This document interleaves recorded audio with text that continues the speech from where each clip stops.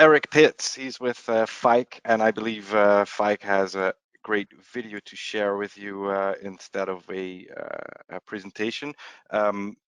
And afterwards, Eric will be available to answer questions, if any. Eric, thanks so much for joining. You're already in there. Thanks Um, for having me, Steph. you are so welcome. So I think we're all ready for your video. So I'm going to turn off the webcam so everybody can full screen this video Great. presentation. Let's roll. Thanks. Let's roll it.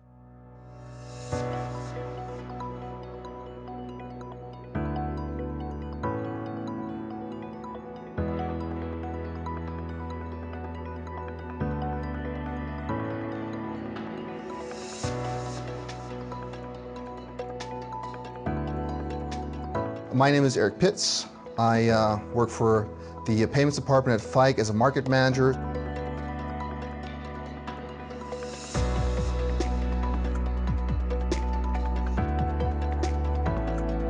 Let's just first dive into the C-Vent plug, and that's really the smallest form factor terminal that's out there on the market. It does closed loop, it does open loop, ISO 14443, RFID, NFC, basically everything except for logic.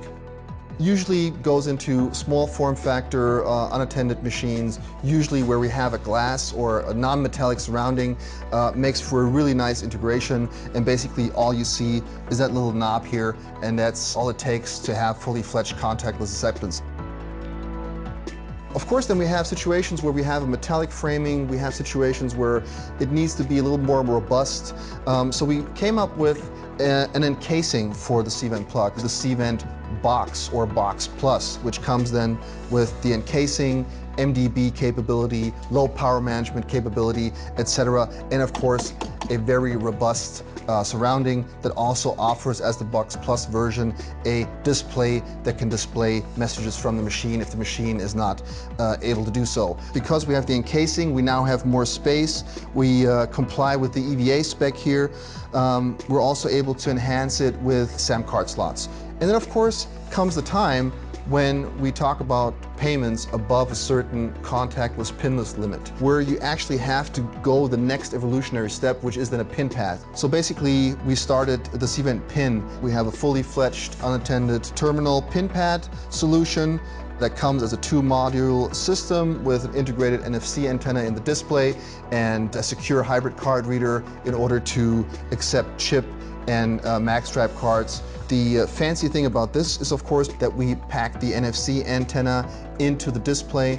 We align the LEDs on the side below each other, so basically if you hold or tap your card in front of the display, you'll still be able to see the LEDs, and it'll show you that the card has been accepted and everybody's happy. And that basically gives you a 2-module system that then can be used to comply with requirements for newer unattended pin pad projects. Of course, all of the terminals are internationally available. They have all the required regulatory certifications that are necessary, and we usually make sure that we continuously work on those certifications. We work on those features in order to make a product that basically takes care of all your concerns.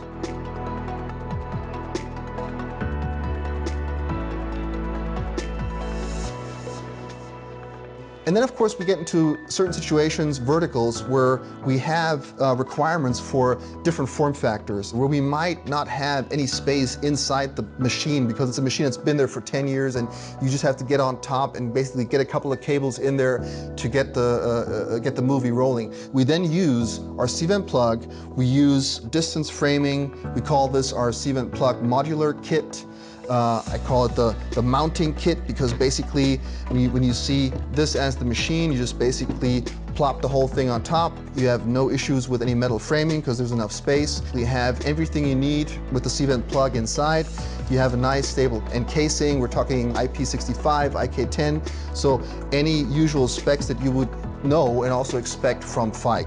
And this of course helps us then to also build extension boards that enhance the C-Vent plug, be it with SAM slots, be it with MDB capability, and so on, in order to go into different verticals or different sub-verticals and have then basically different modular setups of the C-Vent plug, of the FEIG C-Vent terminal family to specifically fit your needs. So that about sums it up, and as you can see, there's actually a solution for any kind of situation in the unattended market, self-service, self-checkout market that you can think of. If you can think of another one, let us know and we'll build it for you.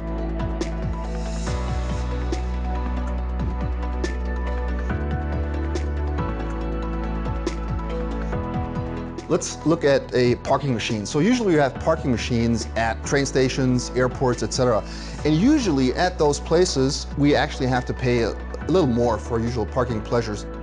For example, here in Germany, we have now a limit of 50 euros for contactless transactions without a PIN. Anything that's above 50 euros will require a PIN. For those situations, we have our C-Vent PIN, unattended payment terminal PIN pad, which is comprised of the PIN pad, which has also the intelligence behind it in the controller and the antenna around the display. So basically all in one here. If we're talking about a 100% contactless card market, we can actually in the future just basically live with this one module. So nowadays for us here in Germany, we actually still have the obligation to have a support for chip and MaxDrive cards. So we're also offering as a standard set part the secure hybrid card reader. Just to show you guys how it's done, we have a 55 euro parking ticket locked in. I'm just gonna go ahead and tap it. That's basically it. Now of course I need to show my PIN. I'm not gonna show it to you of course. So, and as you can see, it's already approved. Bam, we're done. You can get your receipt for your expense account and have a good day. Let's say we're not at an airport, not at a train station. We just parked there for like 10 minutes. So in this case, we just locked in 350. So basically all you gotta do is just tap and go. And that's, honestly, that's actually it. It takes about 2 seconds to get this thing authorized. Unless you still need your receipt for your expense account, you can just go. There's two more things that are really interesting. So for one, tokenization. So tokenization is basically taking your 16-digit card number, encrypting it, and basically saving it, for example, on the terminal or on the PMS, the park management system, and basically can reuse it for calculation of a fee or as your ticket, because basically that's all you need. Secondly, future-proof system is we make sure that we have all certifications in place that are required to have this terminal do what it's supposed to do in any aspect. With this 2-module terminal system, you basically have a state-of-the-art terminal that'll make you happy for the next 10+ years. We pride ourselves in our quality hardware and software maintenance.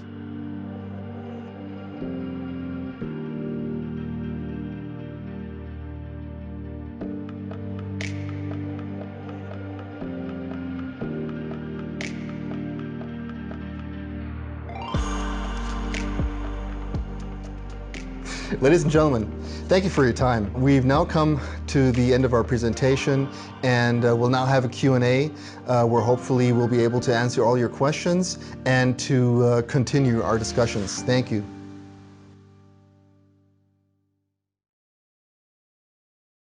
Here we are. Eric, your mic's still muted. That was a powerful video and a powerful presentation. There you go. Can you hear me now? Yes, I can. Wow, more bars and more places. Great. Yes.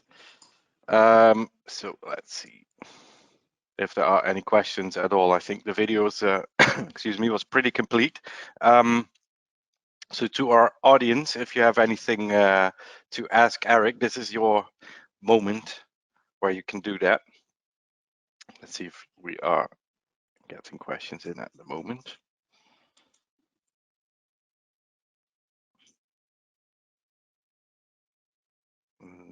I think, yeah, there's one question that is probably still for our previous presentation.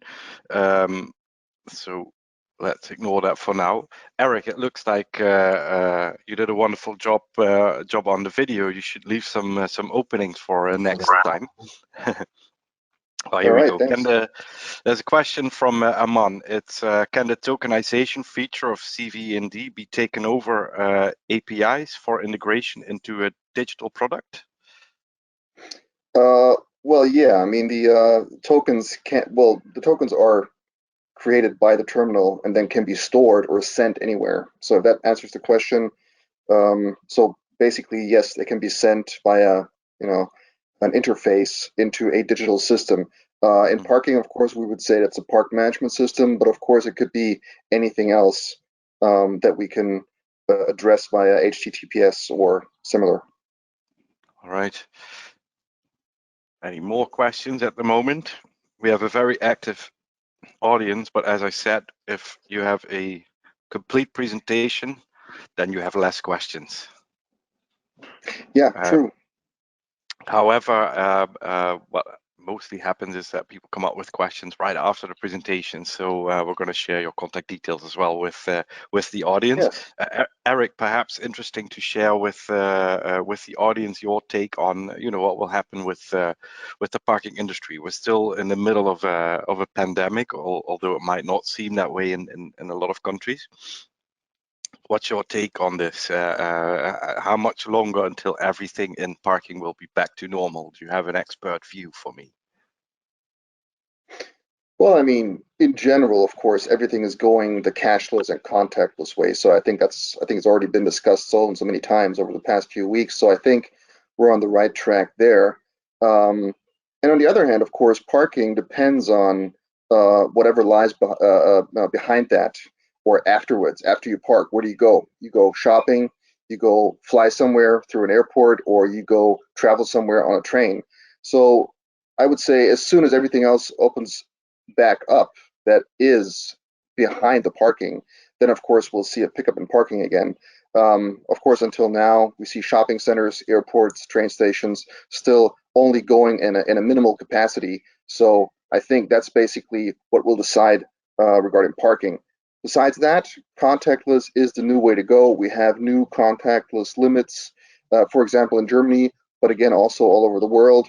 And I think that's self-explanatory where that will go and what will happen next. For sure. Thanks so much, Eric. As I said, we'll share your contact details. I'm sure some questions will be found in your inbox. Thanks so much Great, thanks, for being here today, and feel free to join the other sessions. Thank you, Steph. Thanks for having me. Take care. Bye. Thank you. Take care. Bye-bye.